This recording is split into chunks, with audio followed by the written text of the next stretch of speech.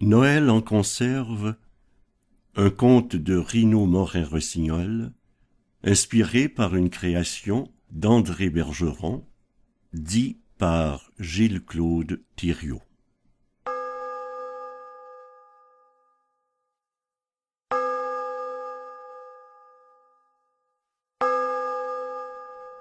La terre passait un mauvais quart d'heure. Comme l'avait dit Cocteau en son temps, la peur fuyait la mort frappait la peur. Tout sourire, les prophètes de malheur dressaient l'état des lieux. La terre s'en va chez le diable, hurlait-il. Faites-vous vacciner contre la vie. Dans les médias, d'autres experts en cataclysme passaient en catastrophe prédire des choses horribles qui faisaient peur à tout le monde. Assurez-vous contre la vie, grognait-il. Mais à la toute veille de ce Noël, presque plus personne ne se souciait des pandémies orchestrées, des credos incompatibles ou des guerres inutiles, car une nouvelle menace universelle terrorisait les habitants de la Terre. La rumeur s'était d'abord répandue dans le cyberespace à la vitesse de l'éclair. Un bouche-à-oreille virtuel inouï avait fait le tour du monde. Noël allait disparaître. Car à quoi sert de fêter Noël quand on n'a plus rien à rêver? Une inquiétude monstre avait saisi la planète. L'humanité retenait son souffle.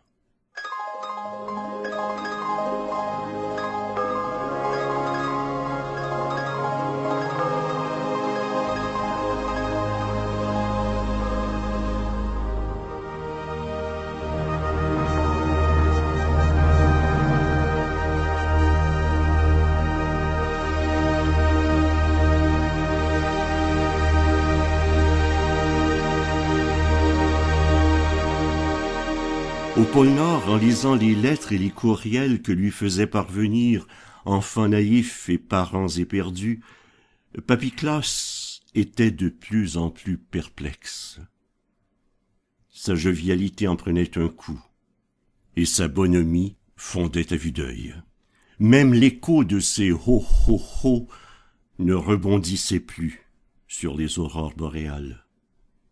Les lutins, fort attristés de sa perplexité, ne savait plus quel fait invoquer pour lui redonner sa bonne humeur, et tenter de répondre en même temps aux désirs des enfants qui exigeaient les jouets en vogue, et aux espoirs de leurs parents, qui suppliaient le Père Noël de ne pas les laisser tomber à Noël en apportant leurs enfants pour cette ultime descente de cheminée, les fantasmes commerciaux qu'ils avaient fait miroiter devant eux toute l'année.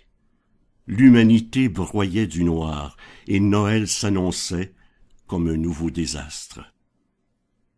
Conscient du danger, Racco, le lutin en chef, convoqua Zina, Jali, Yuri, Orso, Brin, Harry, Tala, Kozo, ses principaux collaborateurs, pour discuter de la situation.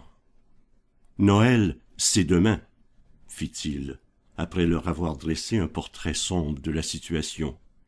Et il nous faut tout de suite trouver une solution pour sauver Noël, affirma-t-il solennellement. Que faire pour que l'esprit de Noël rejaillisse dans les cœurs et les chaumières? S'interrogea Brin. Que faire pour que la joie illumine à nouveau la frimousse des milliers de gamins découvrant un cadeau sous le sapin? Musarda Jali. Que faire pour que les parents retrouvent la candeur de leur enfance et jouent à croire eux aussi à la féerie des fêtes? S'exclama Orso. Que faire pour que la famille se parle, s'épaule, se réconforte, s'aime et se retrouve dans le tourbillon de cette planète maltraitée qui ne demande qu'à être le jardin de tous nos désirs? Renchérit Zina. Et si on mettait Noël en conserve? Lança tout à coup Yuri, un lutin fort discret mais très futé, rougissant de son audace. Quoi? S'écrièrent en chœur Racco, Tala, Brin et Orso. Noël en conserve? Mais tu n'y penses pas. Et encore, comment pourrait-on faire cela? Demanda Kozo. Simplement murmura Youri. Il suffirait de mettre en conserve l'esprit de Noël, l'esprit de ces fêtes qui interpellent à ce point les hommes et les femmes de bonne volonté que pendant ces jours-là, ils ne pensent plus qu'aux gens qu'ils aiment. Ils ne pensent plus qu'à leur envoyer un mot pour le leur rappeler, ou à leur offrir un présent pour souligner cet amour, cette amitié. Ils ne pensent plus qu'à prendre congé du boulot pour aller festoyer avec ceux et celles qui donnent un sens à leur vie. N'est-ce pas merveilleux? Oui, firent en chœur les autres lutins, émus par l'élan de Youri. Alors mettons-nous à l'œuvre. Faisons des conserves de Noël et surtout n'oublions pas l'ingrédient le plus important, l'amour, clama Youri, enhardi par sa propre ferveur. Oui, de l'amour, beaucoup d'amour, crièrent les lutins en claquant des mains et en laissant teinter les grelots au bout de leurs babouches. Les lutins coururent chez le Père Noël pour lui apprendre la bonne nouvelle. Noël aura bel et bien lieu, foi de lutin, et non seulement tout le monde recevra son cadeau de Noël, mais encore mieux, tout le monde recevra Noël en cadeau. Papy Classe fut ravi.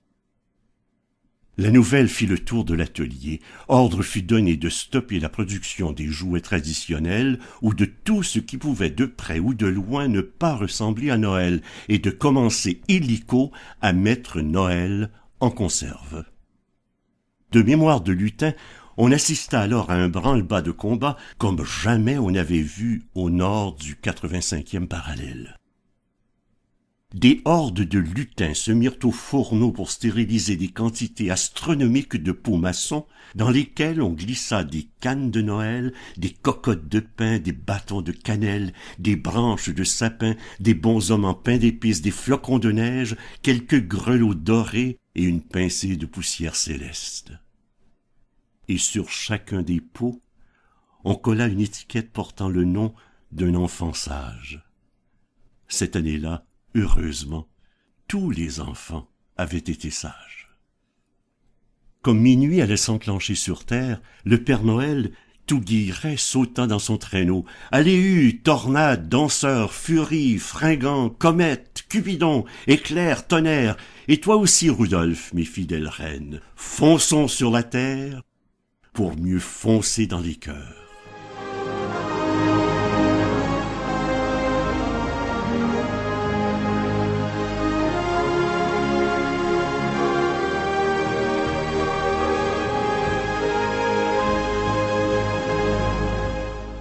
Ce fut un Noël comme on n'en avait jamais vu. Dès que se réveillaient les enfants de la terre, ils couraient découvrir sur le sapin ce que Papy Classe leur avait apporté.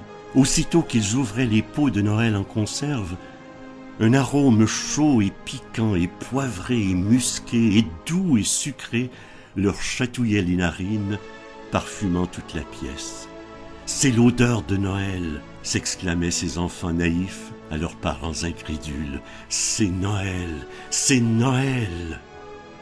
Et bientôt, au pied des sapins illuminant toutes les chaumières, il n'y eut plus que des fous rires, des hurrahs, des étreintes, des je t'aime pleins d'espérance et de foi en l'avenir. Et à mesure que minuit se levait autour de la terre, une farandole humaine immense comme les désirs de l'humanité fit le tour de la terre, l'encerclant dans une frénésie de joyeux Noël, comme on n'en avait jamais vu et comme on n'en verra jamais plus.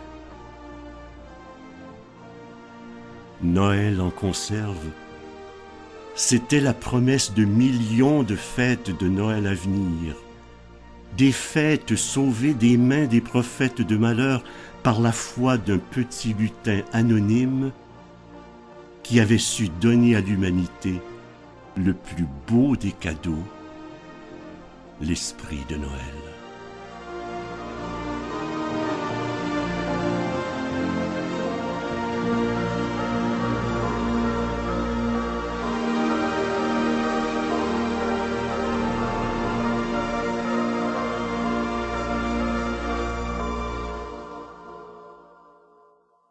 Joyeux Noël.